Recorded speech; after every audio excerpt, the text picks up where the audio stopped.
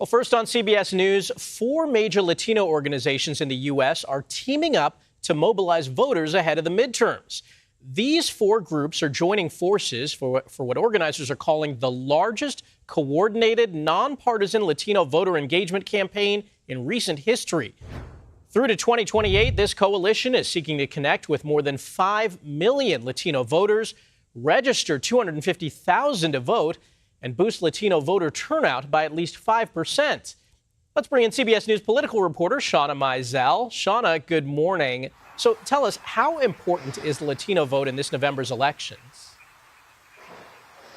Hey, good morning, Michael. The Latino voting bloc is really important, super significant as we are less than 100 days away to the midterm elections this November. Latinos are the second largest voting bloc in the United States. And what we saw in the last presidential election is that Trump was able to make a lot of gains when it came to Latino voters. He was able to get people who previously supported the Democratic Party and Democratic candidates to come over and support him. And that's why you're seeing this huge investment and this really big effort. Let's take a listen, though, to the Unidos United States president and what she had to say about this huge investment. We've seen in previous elections, and certainly the latest data tells us that Latinos are going to be very active in the most swing districts in this country. And so any effort for us to mobilize voters to turn out for these elections will make the difference in some of the key races that are going to be very highly contested. So you just heard from that Unidos United States president about this huge investment that they are making. They will be doing door knocking, canvassing, and a lot more as they hope to connect with 5 million Latino voters across the country. Republicans, though, for their part, are going to be hoping to defend those gains that Trump made in the last presidential election. Michael. And Shawna, speaking of Unidos US, I know you've been covering their annual conference in Texas, and a new Fox News poll on Texas's Senate race has Republican Ken Paxton trailing James Tallarico by 3 points, which is pretty surprising. So what are Latino voters saying about that race?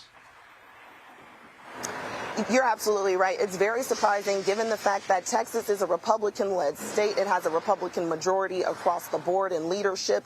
This race is going to be really tight. It's already been super expensive. You've seen a lot of investments and fundraising coming into this race. And Latino voters, just like any racial bloc, they're not a monolith. But let's take a listen to what we heard from some folks at that Unidos conference in Austin this week. He's been in our community for quite a long period of time, that he understands what we're dealing with.